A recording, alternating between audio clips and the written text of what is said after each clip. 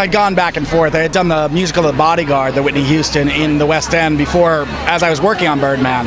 So I've gone back and forth. I'm a playwright who went to film. I'm doing television as well. I'd sort of follow the story wherever it goes, and this one was next. And sure, why did this? What attracted you to this one? In the end, it was Gloria and Emilio. I met with them. I was asked by the Nederlanders to meet them down in Miami. I went to their offices.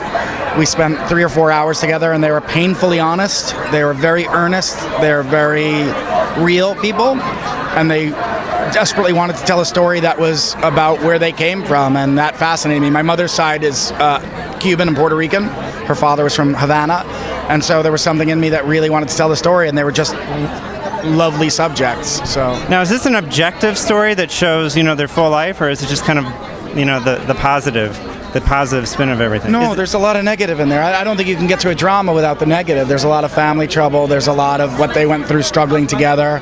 I don't think it's a heavy musical, but it's an honest musical, and I think that reflects who they are. I think it's honest and heartfelt. And obviously Broadway is fiercely competitive, and so how is this one standing apart? Well, I don't think you can, sort of judge or think about those things. So they're going to be decided by fate itself. But I think what we have is some incredible, authentic Latin dance from Sergio Trujillo.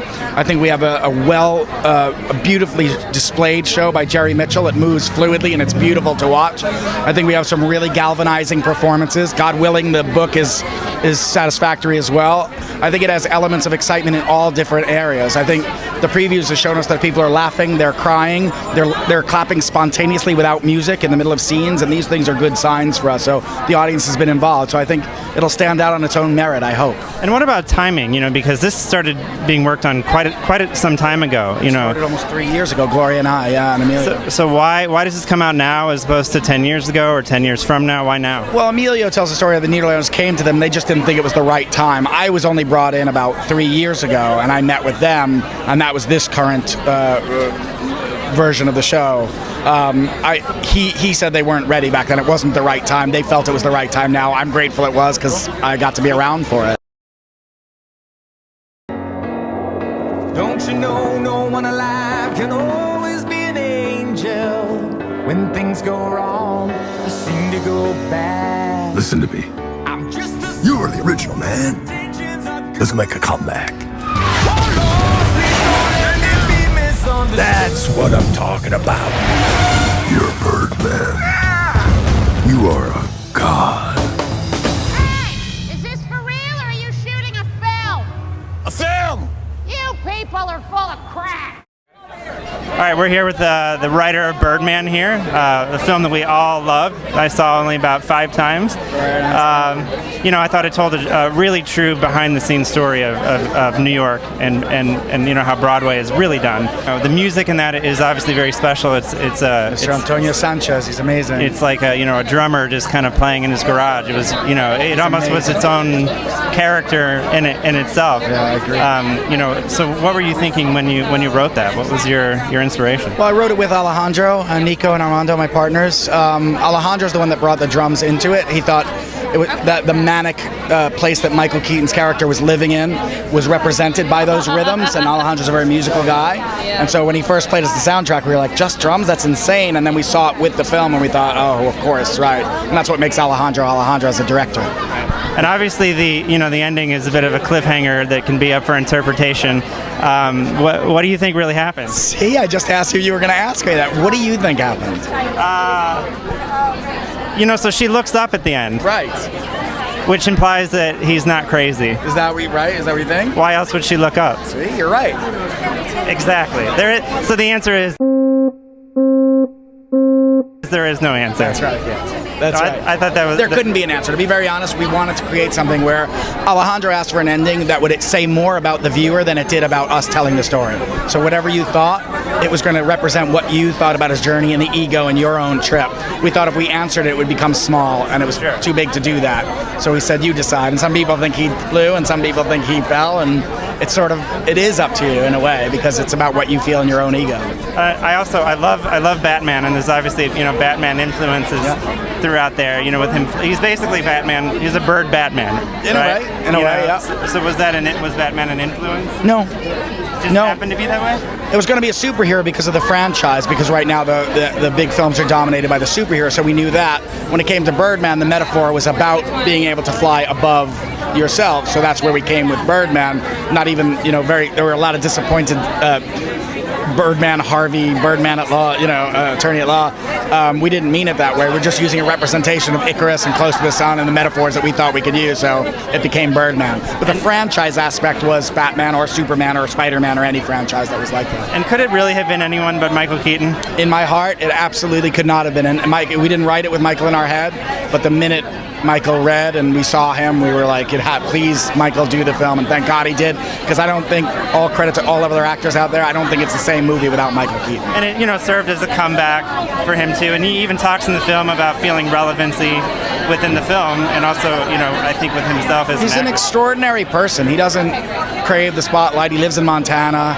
I mean, Michael's a very mellow. People are like, oh, is this your life? And Michael's not like that. He's a very even guy. Like, I think we were much more upset about him not winning the Oscar than he was. He was just happy that we were all there.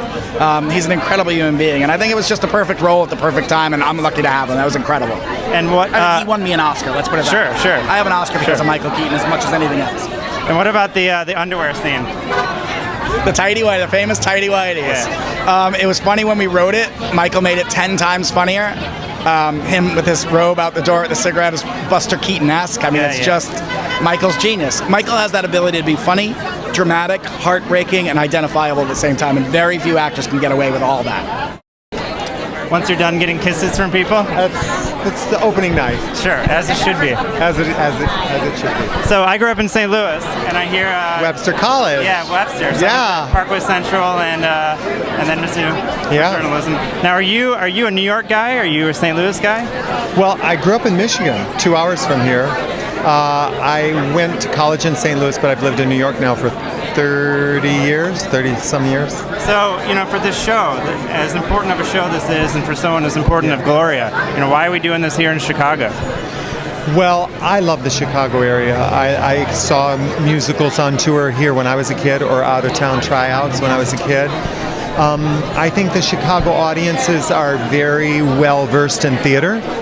So they give you an accurate depiction of where you are, and I always say that, you haven't really started until you invite the audience. They're your final scene partner.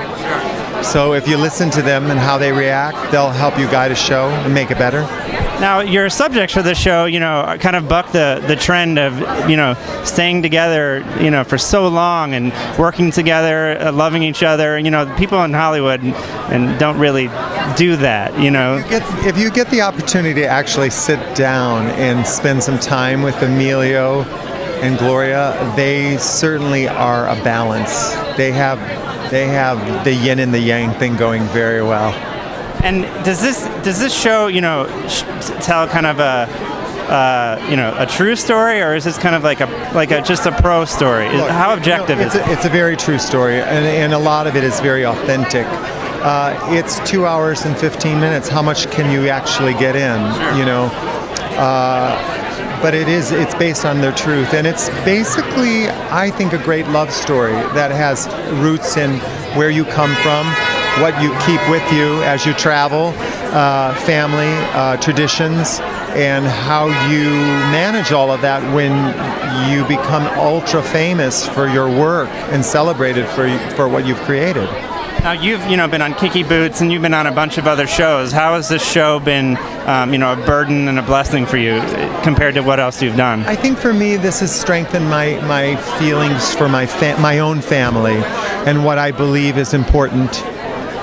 There's the play, You Can't Take It With You. Sure. What can you take with you? That's what this play answers. Now, and Gloria has openly embraced, her gay following, and Yes. how is that? Yes, she has. She even gave me a donation today for Broadway Bears, my charity in New York, which I'll be celebrating on Sunday. Yes, she did. And what's your message for people who haven't yet? Haven't given me a donation? Yes. You've got 4 more days. You're a bit of a chiropractor turned choreographer, right? Yes, long time ago. Yes. So do you miss cracking backs, or do you feel much more comfortable? No. I after I was going to chiropractic school, and I took a sabbatical in 1988 for a year, and it was during that year that I actually met my friend Jerry Mitchell. Jerry Mitchell was the associate choreographer on Jerome Robbins' Broadway at show which I auditioned for, and it was Jerry. I auditioned for that show on that day. Jerry saw me, Jerry hired me, and here we are in Chicago 30 years later. And you got the bug, and you've never looked back. No, listen, I knew that if it didn't work out, I'd go back to chiropractic school. So I'm still hoping. My family's still hopeful that I'll go back to chiropractic school. So now you have a long list of what you've choreographed, and Yeah. why is Gloria next on the list here? Well, I mean, when Nick Scandelli is the producer and Jerry called me to ask me to be part of it, I mean, it was a no-brainer. I mean, as far as the music, I mean, Gloria's music is just absolutely beautiful and breathtaking and really incredibly inspiring and fun to dance to. And Gloria and Emilio are for us Hispanics are the royalty, and they are inspiring to all of us, and I mean, there was no way I was not going to be part of this musical. I think it's a really important musical at this time for us. And why, timing? Why now? Why, Gloria's been around forever.